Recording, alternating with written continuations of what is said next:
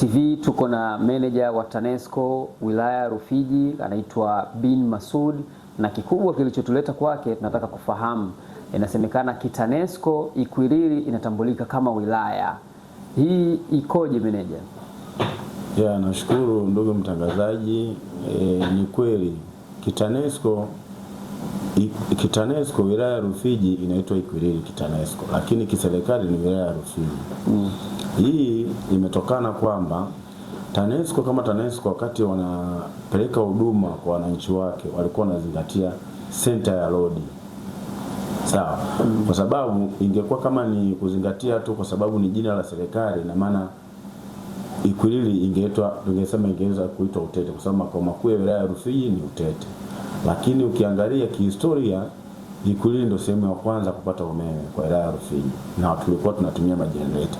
Baada ya hapo umeme baadaye ukaenda Utete, baada ya project ya Somanga fungu kukamilika, tukapeleka umeme tena Utete. Lakini still jina la kiwilaya TANESCO lilikuwa libaki Ikwiriri kwa sababu kwanza ndio sehemu ya kwanza kupata umeme, lakini pia ndio ilikuwa ndio center ya road. Kwa hiyo kwenye kila center ya road ambayo TANESCO ilianza kutoa umeme inatambua zile center kama ndo wilaya. Sahihi kabisa. Kwa mfano, kuna wilaya inaitwa Kwimba lakini TANESCO wanaita Ngudu.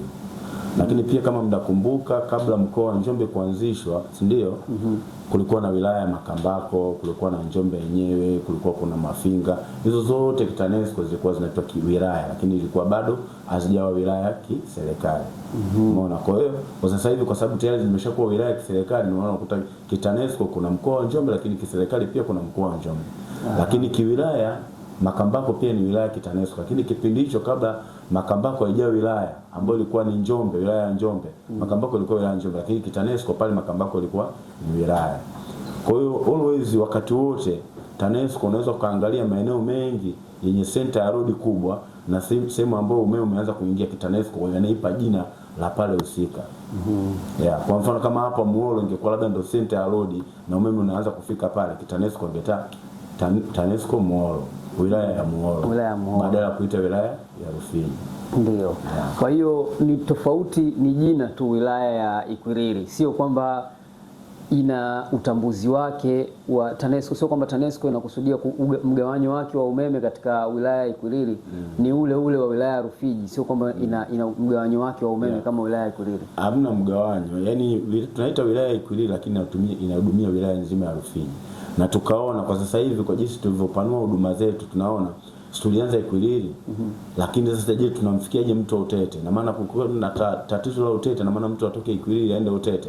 Hapana, tukaanzisha ofisi ndogo ya Utete. Ipo kamili na mafundi wapo na wanahudumia pale. Lakini pia tukaona hatuwezi tukasema tunatoka Ikwiriri tunaenda kumhudumia mteja huko Mloka. Hapana. Tukaweka sub office pale Nyaminyuli wale pale wanaweza kuhudumia watu wa Mloka, lakini pia wakarudi mpaka Mkongwa. Lakini pia tumeweza kufungua kiunga, tunaita kiunga cha Muholo ambao kitahudumia maeneo ya Muholo, lakini pia sisi tunahudumia na wilaya ya wenzetu ya jirani ya Delta kule. Sawa, ambako kiserikali kule ni Kibiti. Lakini TANESCO tunahudumia sisi kwa sababu jiografia ya kule Delta zone kule, Twasalie, sijui Kipoka, sijui Mbuchi kule, sawa. Kiserikali wilaya ya Kibiti. Lakini TANESCO tunahudumia sisi kutokana na jiografia. Hawezi kutoka mtu wa Kibiti kule akazunguka huko akaenda kuhudumia kule mbali. Kwa hiyo tukaona namna gani tunaweza tukausogeza hiyo huduma kwa wananchi wetu, tukafungua kiunga ambacho kinaitwa cha Muholo. Lengo ni kwamba wilaya nzima ya Rufiji tupate kuhudumia wananchi wetu kwa wakati na bila kupata changamoto yoyote kwa kuwasogezea huduma. Lakini zamani load haikuwa kubwa sana, yani mahitaji na matumizi hayakuwa makubwa sana. Ndio maana tukasema Ikwiriri TANESCO inaitwa wilaya ya Ikwiriri na ilikuwa inahudumia wilaya nzima. Lakini mafundo walikuwa wanatoka hapa kwenda kuhudumia Utete, kwenda kuhudumia Muholo, kwenda kuhudumia Mloka, sijui wapi. Lakini sasa tukaona namna gani wananchi wetu tunaweza tukawapa huduma kwa wakati, lazima tuwasogezee hizo huduma jirani. Na zinaonekana ziko vizuri, zinawasaidia watu wengi, lakini watu wakipata changamoto za umeme majumbani kama mtu mmoja mmoja, utaratibu wa kupata utatuzi ukoje kwa shirika la umeme TANESCO katika halmashauri ya mji wa Rufiji ama TANESCO tunasema wilaya ya Ikwiriri? Sahihi. Sisi sasa hivi huduma zetu kwa kweli tumeziboresha sana. Yaani tunafanya kazi vizuri na tunahudumia wateja wetu kwa wakati. Tuna njia mbalimbali za mawasiliano za kuweza kupata huduma zetu kwa wakati. Tuna namba ya 180 ambayo ni bure. Hii namba inajenerate nchi nzima. Lakini kuna wakati mwingine hii namba si moja tu. Inawezekana ikawa iko busy sana, ukapiga simu ukahangaika na nini. Lakini tuna namba yetu vile vile 0748550000. Hii nayo ni ya nchi nzima. 0745 0748 550000. Hii namba tulishaitoaga hata kwenye mitandao, kwenye vyombo vyetu vya habari na nini, lakini kuna wakati kama hivyo tunavyosema ikawa iko busy na watu wakawa inawaumiza kwa sababu walikuwa wanailipia. Maana ni namba tu kama namba private ya kawaida. Kwa hiyo tukasema tutoe namba 180 ambao wateja wetu pia watakuwa wanapata hiyo huduma bure. Lakini sasa hiyo namba inawezekana ikawa busy. Wewe una kisalio chako kwenye simu yako, unaruhusiwa tukapiga namba ile ile, bado tunaendelea kuitumia. Ambazo ni 0748550000. Ambayo ni namba yetu ambayo ipo ya siku nyingi tunaendelea kutumika. Ambayo hii ya kimkoa hii ya nchi nzima, kitaifa kabisa. Nchi nzima kitaifa. Yeah. Lakini pia tuna namba ya mkoa. Ambayo sasa hiyo ukipiga kwa mfano na tatizo Ikwiriri. Umepiga simu 180 bado unaonekana iko busy. Umepiga simu ya Voda ya 0748550000 bado iko busy. Lakini unapata nafasi tena nyingine, tuna namba yetu ya mkoa ambao unaweza ukaipiga hiyo akapokea mtoa huduma wetu wa mkoa, customer relation officer wa mkoa. Na sisi akatuletea hiyo taarifa kwetu tukaifanyia kazi. Ambao ni namba yenyewe ni 0733 48 38 66. Ndio. Ambayo hiyo inapatikana, ukipiga mtoa huduma wetu wa mkoa atapokea hiyo taarifa, then atatuletea sisi kama Ikwiriri hapa, sisi nao tukaifanyia kazi. Lakini pia yote kwa yote tunajua watu wetu tunaohudumia, wateja wetu tunaohudumia, kuna wakati mwingine mtu anaweza akawa na panic tu, simu bana iko busy sana, mimi nataka huduma sasa, mimi niko hapa. Unakaribishwa ofisini kwetu hapa Ikwiriri. Kuna watu wa huduma wetu kwa wateja, watapokea taarifa yako, wataifungulia taarifa, tutakufikia kwa ajili ya kuwapa huduma. Ndio. Na hii ipo sawa kwa zile senta ndogo ambazo ziko Utete, Muhoro na sehemu nyingine, ama ni lazima afike Ikwiriri? Sahihi, sehemu zote. Hata kule mteja wetu akiwa Utete, tuna sub ofisi yetu pale kwenye ofisi ya mkoa wilaya pale. Ukifika tu unahudumiwa, haina shida. Ukikosa mafundi pale, namba za simu utazikuta tumeziweka pale, na unapiga simu unahudumiwa. Even ni Muhoro tumeomba pale ofisi ya serikali ya afisa tarafa Muhoro, tumepata ile jengo pale, ofisi iko valid na tunaendelea kuhudumia. Lakini Nyaminyuli vile vile ofisi ya serikali ya kijiji cha Nyaminyuli tumepata chumba pale, watu wetu wako pale wanatoa huduma kama kawaida. Ndio. Na kipi ambacho mteja wa TANESCO atakiwa kufanya? Kumpigia simu fundi moja kwa moja na kulifanya lile swala kama la kibinafsi, la kirafiki zaidi badala ya ofisi zaidi, kwa sababu inaonekana kama kuna namna mafundi wanaweza kuriski maisha yao wanapohudumia wananchi kiolela. Sahihi. Tunapendelea sisi, tuna mahusiano mazuri na watu wetu. Tunapendelea hata kama mimi meneja, unaweza ukanipigia bwana ni kudos, ukanipigia bwana meneja, mimi na changamoto ya umeme, nikaiaddress hiyo taarifa ofisini, kwa sababu iwe official. Sababu kazi zetu ina riski kubwa sana. Kama sio official, unaweza kwenda kufanya kazi huko kadondoka kwenye umeme huko, kaungua na nini, sasa taruki itakuwa inaanza, tutakuuliza unaenda kufanya kazi kwa kibali gani, vitu kama hivyo.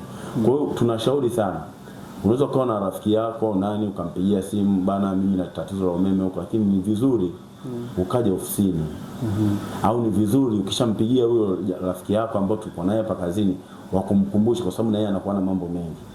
Na kuna wakati mwingine anakuambia bana mimi nipo busy bana, piga namba 180. Ukipiga ile namba 180 ukaona iko busy, wewe ukaendelea kumsisitiza bana hii namba 180 nikipiga iko busy, nilikuwa naomba msaada kama kuna namna yote ya kuweza kunisaidia. Ushanielewa? Lakini ni vizuri kabisa kwa mtu ambaye yuko jirani hapa, akafika ofisini akatolea taarifa zake. Lakini pia nilikuwa na shauri wakati unapiga simu, sawa, simu zikiwa busy sio kwamba zinakuwa busy muda wote, asichoke. Simu yake ishapokelewa, atapewa na namba ya taarifa kabisa, bana, namba yako ya taarifa hiyo, taarifa yako tumepokea, na ndakavyohudumiwa vile vile kuna taarifa itarudi kwamba bana, tunashukuru kwa uvumilivu wako, tumeshakupatia huduma, asante sana kwa kupata huduma zetu. Huyu ni Said Mohamed Masud, meneja wa TANESCO wilaya ya Rufiji, na tunazungumza naye kupitia Polondo TV.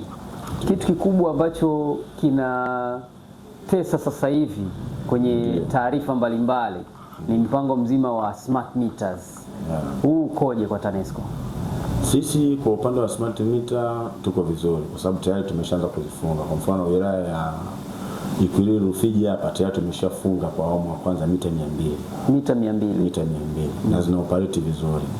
Hatujapata changamoto ya kusema kwamba mtu labda anashindwa kuingiza umeme akanunua umeme ukaingia kule automatic. Hatujapata hiyo changamoto. Ingawa kuna romance tu bana, kuna wengine wanapata changamoto, lakini official kama official hatujapata hiyo changamoto. Tunasubiri mtu akija kutuambia bana, mtufungie smart meter, lakini haioperate kama vile mnavyotuambia kwenye vyombo vya habari wanaposema. Kwa hiyo mpaka sasa hivi tumeshafunga mita 200 na sasa hivi tumeshaanza kuchukua tena mita 250 na jana tumeshaanza kuzifunga. Almost jana tumefunga mita karibia 10 na kadhaa. Lakini bado tunaendelea kuzifunga. Kwa hiyo na wateja wote tunatakiwa tuwabadilishie, tuwafungie hizo mita za smart, lakini kuna kitu kinaitwa repeater. Lazima tufunge repeater. Kwa mfano kama Ikwiriri tumeshafunga hiyo repeater kwa ajili ya mawasiliano ya zile mita. Tukitoka hapo tutahamia labda Muhoro, tutafunga hiyo repeater, tutaenda hivyo, tukitoka hapo tutaenda Utete. Tunaanza na kwenye zile center ambazo hata mawasiliano yake ya network inakuwa ni mazuri. Tukitoka hapo tutaenda Mloka, hivyo tutaenda kuzifunga mpaka mwisho wa siku. Tuna imani tutakuja kuzimaliza zote kwa sababu zinatusaidia hata sisi. Zile mita zina protection nyingi, zina kamera, yani uwezo kufanya hujuma yoyote. Sawa. Hapo kwenye kamera ndio nilikuwa nataka nipajue vizuri. Kamera zake ni za kuangalia namna gani umeme unaingizwa na unaisha. Yaani na operate kujua namna ya maingizo, manunuzi na matumizi ya umeme. Sio operate kuangalia nyumba, ulinzi wa nyumba, nani kaingia nani katoka. Yenyewe kwa ajili ya yenyewe tu, protection kwa ajili ya kwetu sisi wenyewe. Kwa mfano, sikushasikia kuna watu wanaiba umeme na bypass mita na nini. Kwa hiyo kuna kamera mule ambayo ina record matukio. Unaelewa? Tukiona imekuwa bypassed, ina maana tukitaka tumjue nani bypass, tunavuta, tunaenda kwenye record, kuna chip. Tunaenda tunaingiza kwenye kompyuta, tunaangalia record nani alikuja hapa. Saidi ndio alikuja hapa akachezea mita yetu akawa na lengo labda la kuibypass na vitu kama hivyo. Utaratibu wa kuungiwa smart meter ukoje? Utaratibu ni wa kawaida tu. Mita zote kwa sababu tunatakiwa tuzibadilishe ziwe smart meter. Lakini tunachokifanya sisi, tutambadilishia mteja mita yake, tutamwekea smart meter kama unit za kwa tayari zimekaribia kuisha au zimeisha. Kwa sababu gani? Zikiwa unit nyingi, sisi tuna utaratibu wa kurudisha zile unit ambazo unakuwa unazidai. Tumezikuta kwenye mita yako, labda tumekuta kwenye mita yako kuna unit 50. Zile lazima tuzirudishe. Tunakufungia smart meter, lakini kuna utaratibu wa kurudisha zile unit. Sisi tunataka kuzirudisha zile unit, utuandikie barua, bana, mimi mita amenibadilishia, haikuwa na changamoto yote, lakini ilikuwa na unit imewekea smart meter safi, lakini unit zangu na stack. Kwa kuna process fulani ambazo tunaweza kuchukua labda masaa 48 au 72 mpaka hizo unit kuweza kuzipata. Kwa hiyo tunatakiwa kufanya kitu cha kwanza, tunakagua zile mita. Unakuta labda mita imebaki mita 2, mita 5. Hiyo ni fasta kubadilisha, tunaweka mita smart meter ili maisha mengine yanakuwa yanaendelea. Na haihusiani na ukongwe wa mita kwamba labda hii mita imetumika miaka 6, miaka 8, tunaangalia tu unit peke yake. Yeah, of course, kwa sababu ukongwe, hizi mita zina life span yake. Kuna baada ya muda hizi mita zina expire. Sawa? Tunapaswa tuzibadilishe. Sawa? Lakini kwa programu hii, cash programu hii ya kufunga smart meter, tunafunga mita zote. Hatuangalii tumeifunga juzi, tunaangalia tumeifunga lini, kwa sababu mita zote tunatakiwa zibadilishwe ziwe smart. Ambazo faida yake nyingine kumrahisishia mteja, anaweza kununua umeme ukaingia tu moja kwa moja. Yaani hatusumbuki tena. Na TANESCO kwa ujumla mpango wake ni kuhakikisha tunazifunga smart meter ili kusave mapato yasiyo yanapotea. Sawa, tutafunga hizo kwenye hizi residential customers ya watu wa majumbani, lakini tutafunga kwenye viwanda. Sawa, lengo kubwa tusipoteze mapato ya shirika. ili tuweze kuinuka kiuchumi pia na shirika lenyewe liweze kujiendesha vizuri maisha mengine. Kwa hiyo upande wa smart meter tunazifunga, zipo tunazo nyingi sasa hivi. Tukimaliza hizo tumeenda kuchukua 250, tutakuja tutachukua zingine, kwa sababu hapa Ikwiriri penyewe tuna wateja sio chini ya 8,000 kwa hapa tu Ikwiriri yenyewe peke yake. Sawa, kwa sababu wilaya nzima ya Rufiji na sasa hivi tuna takriban wateja kama 17,000 na kuendelea huko. Kwa hiyo kwa Ikwiriri na maana wateja wengi wapo hapa na tutaanza nazo hapa. Tukimaliza hapa kama nilivyosema, tutahamia center ya Moro, tutaenda kwa mia center ya Utete, lakini pia tutaenda kwa mia center ya Mloka. Tutaanza kwenye zile center kubwa. Yeah. Kipi hasa kinachopelekea mtu kupata mita, awe mfanya biashara, awe mama wa nyumbani? Yani mita zinazobadilishwa sasa hivi, mita za nyumbani, mita za biashara, mita zote tunabadilisha, isipokuwa kwa sasa hivi tumeanza na mita ambazo sio za biashara, kwa sababu tumeanza na smart meters za mita za single phase. Bado tujaanza kufunga zile smart meters za 3 phase za kwa mfano labda viwandani na nini, kwenye viwanda, mashine za kusaga, sio karakana za mbao, sio na nini. Tumeanza na hizi za majumbani za kawaida hizi ambazo ni za single phase tumeanza nazo, lakini tunakoenda, ndio maana nikasema hata kwenye maviwanda makubwa tuna mita za T3, tuna mita za T2, zote tutazibadilisha, zitakuwa smart baadaye. Kwa hiyo tumeanza kwa phase ya kwanza, tumeanza na hizo ambazo za wateja wetu wao wadogo wa kawaida, tuseme residential customers. Yeah. Na hii inaendana na wale ambao wana majengo mapya sasa hivi, wakihitaji kuweka umeme moja kwa moja wanaingia kwenye utaratibu wa mita mpya smart meter, au wanaanza na mita za zamani afu baadaye watabadilishiwa? Hapana, hatuanzi na, kwa sababu sisi tumeanza na maana hii tunafanya kama pilot. Sawa, mteja mpya sawa, bado hatujamuingiza kwenye mfumo wa kumfungia smart meter, lakini hiyo inakuja kwa sababu baadaye tutakuwa na generation ya smart meter sehemu zote. Kwa hiyo maana baadaye hata mteja mpya tutakuwa tunamfungia smart meter, lakini kwa sasa hivi bado mteja mpya tunamfungia hizo mita za kawaida. Na kwa nini serikali imekuja na mpango huu wa smart meter in general? Tunaelekea kwenye smart world mazima au mkakati tu wa kuhakikisha mapato hayapotei ya shirika la umeme na smart world mazima? Kwa sababu tunajua tulikotoka na tunakoenda tofauti. Tulianza na teknolojia, hata hizo mita zenyewe tulikuwa na mita zinaitwa convention. Mtu mpaka anakuja kusoma pale, anakuletea bili unalipa.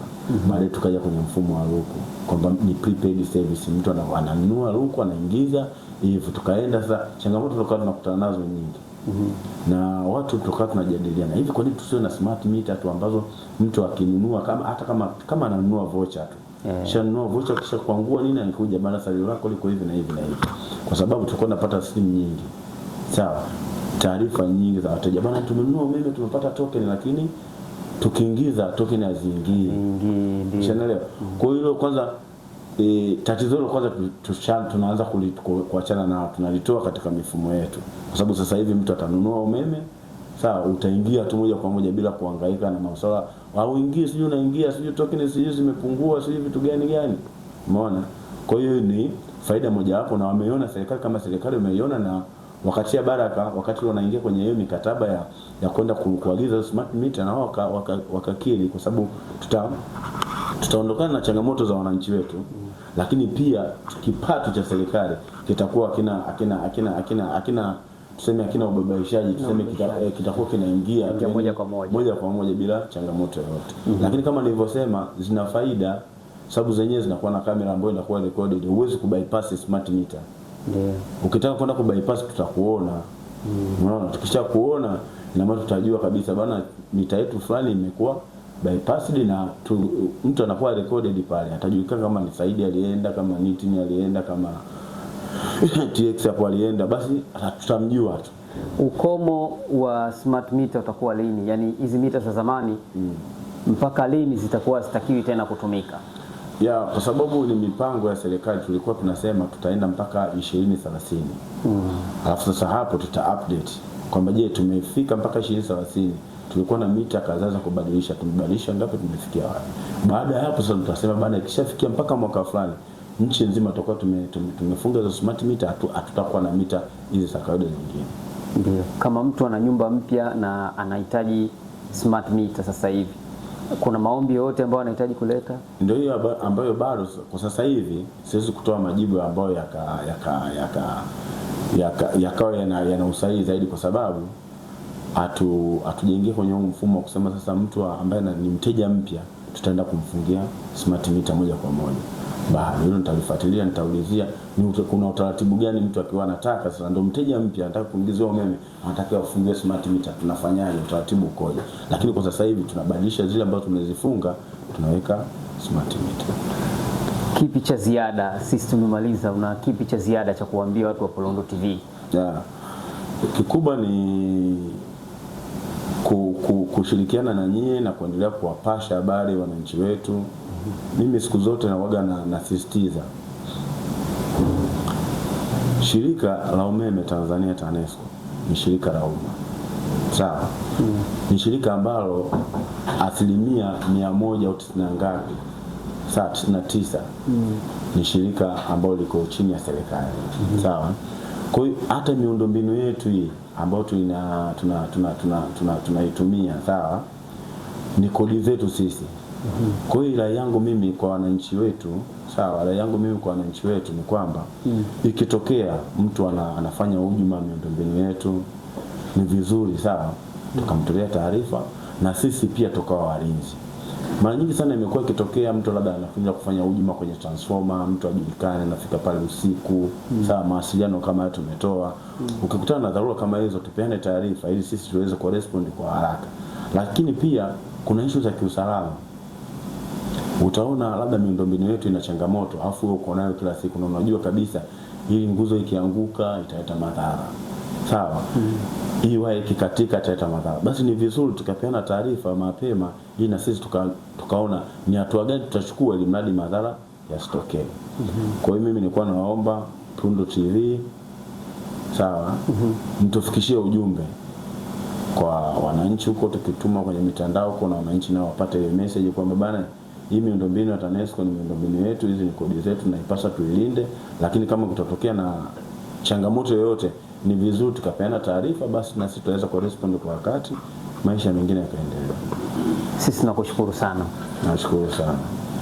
Sawa, mimi kwa majina bana naitwa Said Mohamed Masudi, ni meneja TANESCO wilaya ya Rufiji, Ikwiriri Rufiji, lakini napendelea sana kuangalia Polondo TV kwa ajili ya kupasha habari tofauti tofauti, na napenda sana kuwaita ndugu zangu wakaje kunihoji maswali mawili matatu, kwa sababu najua kwenye mtandao wao naonaga kwenye YouTube, kwenye Instagram, kwenye Facebook wanatuma matukio ambazo Tanzania sasa hivi tumesha develop kiasi kikubwa, watu wanaangalia mitandao sana, ma TikTok, mavideo gani, watu wanapata habari.